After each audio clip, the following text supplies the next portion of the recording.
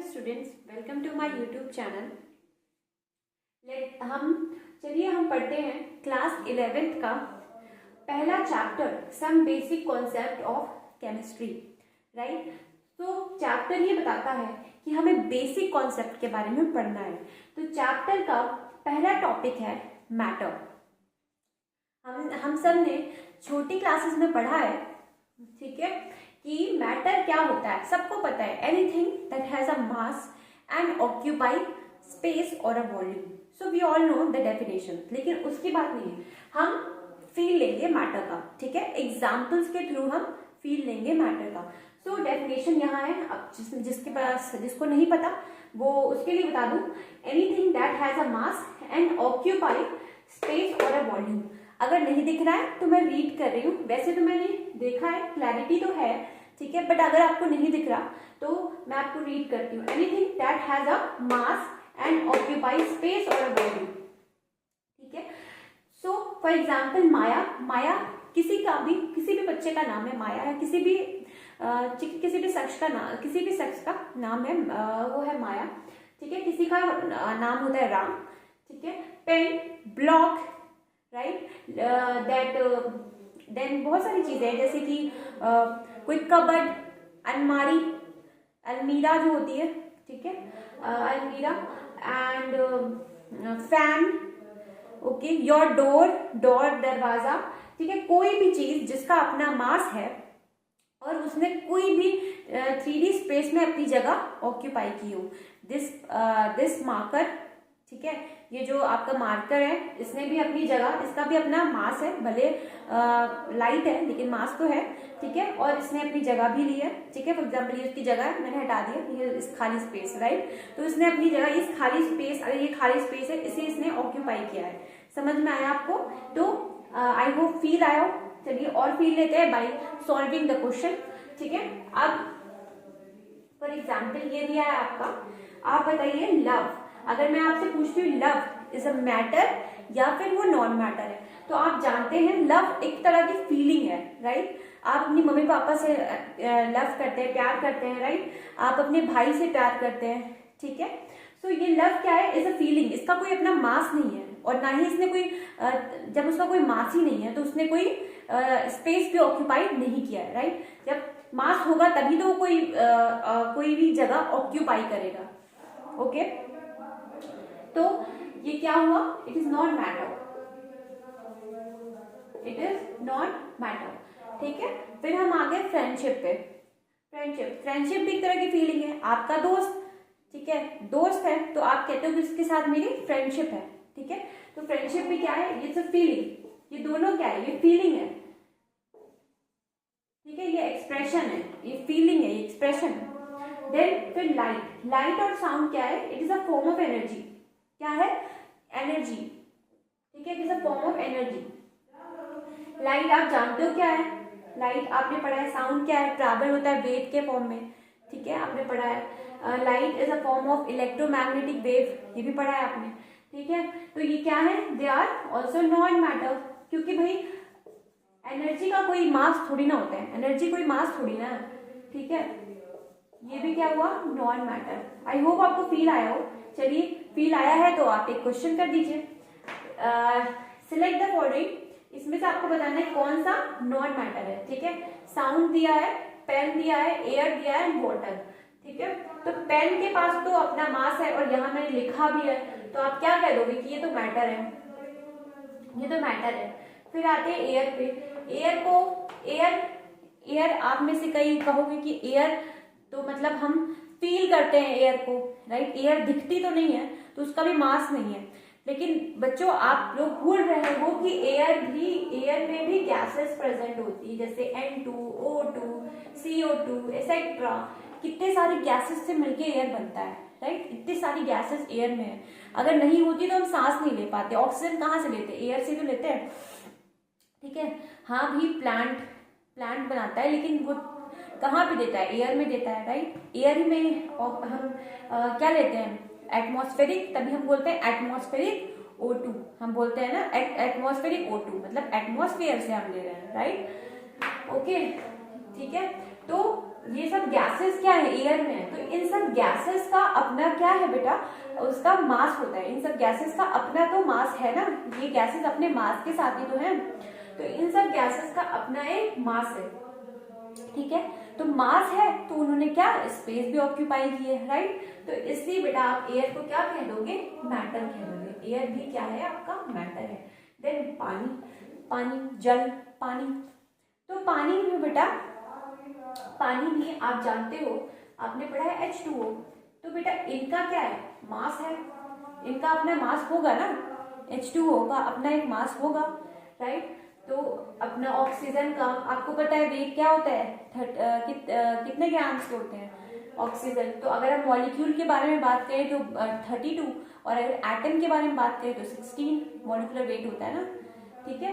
तो और आप जानते हो, और आप हाइड्रोजन का भी अपना कुछ भले लाइटेस्ट है, लेकिन अपना तो वेट है ना उसका, तो इसलिए उसने उसका अपना वेट है, तो उसने 3D स्पेस भी ऑक्यूपाई किया है, राइट। तो इसलिए आप पानी को भी क्या कह दोगे बेटा, कि पानी भी मैटर है। अब साउंड, अभी मैंने बात की आपसे साउंड, यहाँ पे अभी आपसे डिस्कशन किया कि साउंड क्या है, it is a form of energy है, it is a form of energy, क्या है, एनर्जी है। तो इसलिए आप साउंड को क्या कह दोगे बेटा, साउंड है नॉन मैटर, ठीक है। आई होप आपको मैटर का फील आया हो, राइट। फील बहुत इंपॉर्टेंट है। अब आप मैटर को दो पार्ट्स में डिवाइड किया जाता है, क्या क्या, एक होता है मिक्सचर और एक होता है प्योर सब्सटेंसेस। अब हम बात करते हैं मिक्सचर के बारे में, फिर चलेंगे प्योर सब्सटेंस के ऊपर। तो मिक्सचर क्या होते हैं, आपको कोई भी चीज आपसे पूछ ली जाए और आपसे पूछा जाए कि मिक्सचर क्या है, तो आप कैसे बताएंगे। तो बेटे पहले हम इसकी डेफिनेशन के बारे में बात करते हैं और क्वेश्चन से हम इसका फील लेंगे, ओके। तो चलिए, मिक्सचर जो होता है, it is formed by more than one types of atom और मॉलिक्यूल। एक तरह के एटम से, मतलब वन या उससे ज्यादा तरह के किससे, एटम या मॉलिक्यूल से मिलके बने हुए सब्सटेंस को आप क्या कह सकते हैं, मिक्सचर कहते हैं। देखिए जैसे कि एयर में मैं कहूँ कि O2 से एयर बनी है सिर्फ, तो ऐसा नहीं है, O2 है प्लस CO2 है प्लस NO है और पता नहीं कितने गैसें हैं, राइट, उससे मिलके बनी हो। तो एक से ज्यादा मॉलिक्यूल इसमें प्रेजेंट है। जैसे आप तीन तो मैंने आपको दिखा दिए, ऑक्सीजन, CO2 और N2, तो एक से ज्यादा क्या हुए, ये मॉलिक्यूल्स हुए, उससे मिलके क्या बना, ये एयर मिलके बनी है। तो एयर को आप मिक्सचर कह दोगे, ठीक है। मिक्सचर में याद रखना कि एक तरह से ज्यादा, एक टाइप के मतलब जरूर एक से ज्यादा तरह के एटम या मॉलिक्यूल से मिलके बनते हैं, उन्हें हम मिक्सचर कहते हैं। शुगर सोल्यूशन कैसे बनता है बताओ। अरे आपने देखा ही होगा, घर में एक गिलास पानी लो, उसमें चीनी घोल दो, तो क्या रहेगा, C6H12O6 प्लस आपका क्या रहेगा, प्लस आपका पानी रहेगा, और पानी मतलब H2O, राइट। तो बेटा ये दो तरह के आपको क्या दिख रहे हैं, दो तरह के मॉलिक्यूल्स दिख रहे हैं कि नहीं दिख रहे हैं, ठीक है। तो दो तरह के आपके मॉलिक्यूल्स दिख रहे हैं जिससे मिलके क्या बना है, ये शुगर सोल्यूशन बना है। फिर आप आते हो चाय, ठीक है, ठंडी चाय, गरम चाय, ना ठंडी, ठीक है। तो टी कैसे मिलके बनती है आप बताइए। पहले आप मिल्क ऐड करते हो, फिर आप उसमें वाटर ऐड करते हो, फिर आप क्या ऐड करते हो, टी बैग यूज करते हो, राइट, टी बैग यूज करते हो, ठीक है। चाय की पत्ती वो क्या बोलते हैं, टी ही कहते हैं ना, टी है ना। तो चाय की पत्ती ऐड करते हो, ठीक है। फिर जिंजर ऐड करते हो, अदरक ऐड करते हो। इससे आपको क्या मिलता है, इससे आपकी टी बनती है। तो अगर बोलूं टी क्या प्योर सब्सटेंस है क्या, नहीं, मिक्सचर है, क्योंकि एक से ज्यादा तरह के मॉलिक्यूल से मिलके बनी है, एटम से मिलके बनी है, ठीक है। समझ में आया आपको, आई होप आपको फील आया हो मिक्सचर का। ये सब तो बेसिक है, क्योंकि हमारा चैप्टर ही बेसिक है, ओके। तो चलिए, फिर हम पढ़ते हैं प्योर सब्सटेंस। हम कैसे बताएंगे कि प्योर सब्सटेंस है, आपको कोई एग्जाम्पल दिया है और पूछा गया कि आपको बताना है प्योर सब्सटेंस है कि नहीं। तो चलिए ये प्योर सब्सटेंस देख लेते हैं। Pure substance is formed by one types of atom, ठीक है, जो एक तरह के ही एटम और एक तरह के मॉलिक्यूल से मिलके बने, वही होगा क्या, वही होगा आपका प्योर सब्सटेंस। तो pure substance is formed by one types of atom और मॉलिक्यूल। मैं इतनी बार क्यों पढ़ रही हूँ, ताकि अगर आपको नहीं विजिबल हो तो मेरी मैं बोल रही हूँ उससे आप अपने नोट्स को बना लो, ठीक है। सो प्योर सब्सटेंस क्या होता है, it is formed by one types of atom और मॉलिक्यूल, एक तरह के एटम और मॉलिक्यूल से मिलके बना होता है क्या, प्योर सब्सटेंस। अब इसका भी एग्जाम्पल से हमको क्या होगी, क्लैरिटी आएगी। फॉर एग्जाम्पल सॉरी,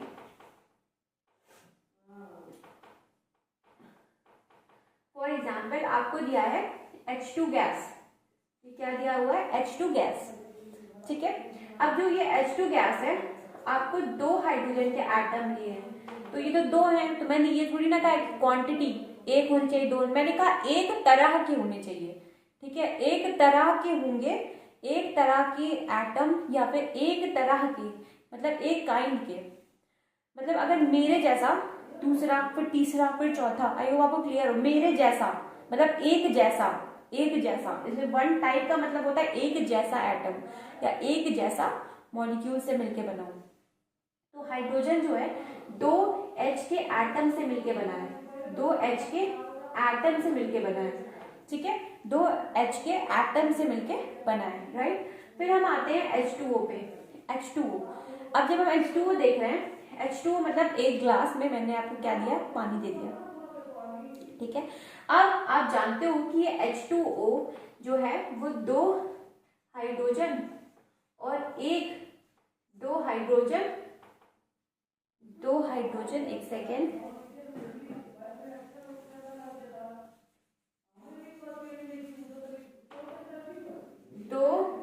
दो एटम हाइड्रोजन और एक एटम ऑक्सीजन से मिलके बना होता है, ठीक है, आप जानते हो, ठीक है। लेकिन तो ये तो दो डिफरेंट तरह के एटम हो गए, है ना, दो डिफरेंट तरह के एटम हो गए, हाँ दो डिफरेंट तो हुए, लेकिन बेटा ये फिक्स कॉन्स्टेंटली यही एटम रहेंगे, ठीक है। मैं ये नहीं कहूंगी कि कुछ दिन बाद ये चार एटम हो जाएंगे, कुछ दिन बाद मैं ये नहीं कहूंगी कि बाद में कुछ कार्बन आ जाएगा, ठीक है, मैं ये नहीं कहूंगी कि बाद में नाइट्रोजन आ जाएगा।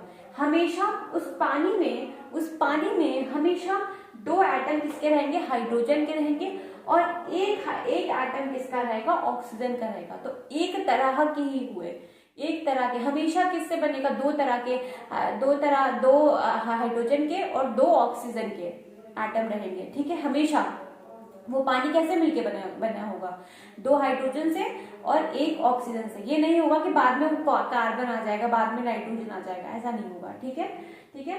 तो ये क्या हुआ, तो इनसे मिलके पानी बना है, तो एक तरह के ही तो हुए, भले दो डिफरेंट हुए लेकिन एक ही तरह के तो हुए। वो पानी किससे बना है, हमेशा दो हाइड्रोजन से बनेगा और एक ऑक्सीजन से बनेगा, क्लियर है।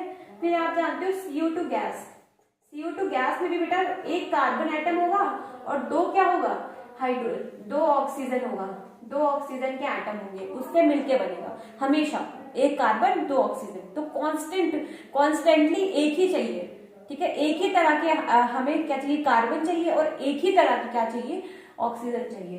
तो आई होप आपको क्लियर हो कि ये क्यों प्योर सब्सटेंस है, क्योंकि एक ही तरह के एटम से मिलके बन रहा है, एक ही तरह के। फिर हम आते हैं Na सॉलिड। जो Na सॉलिड आप जानते हो, जिसको नहीं पता ये बेटा मेटल है, ठीक है, Na इज मेटल, ठीक है।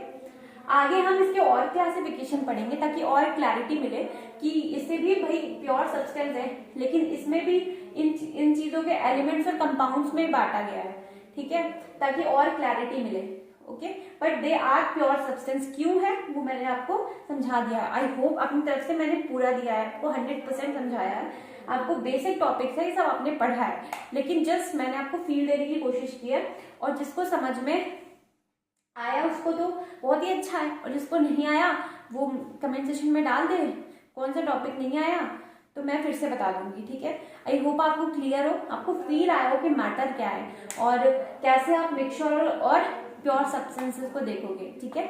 तो आज के लिए इतना काफी है, कल हम इसकी क्लासिफिकेशन पढ़ेंगे, प्योर सब्सटेंस को एलिमेंट कंपाउंड में बांटा गया, वो भी बेसिक है, ठीक है, बेसिक पढ़ना ही है क्योंकि इसका नाम ही है some basic concept of chemistry.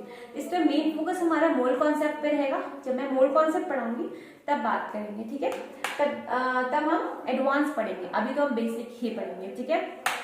तब तक के लिए ऐसे पढ़ते रहिए और मेरे वीडियोस आते रहेंगे, और प्लीज लाइक कीजिए, सब्सक्राइब कीजिए, और अगर कोई भी क्वेरी हो तो कमेंट सेक्शन में डालिए, और अगर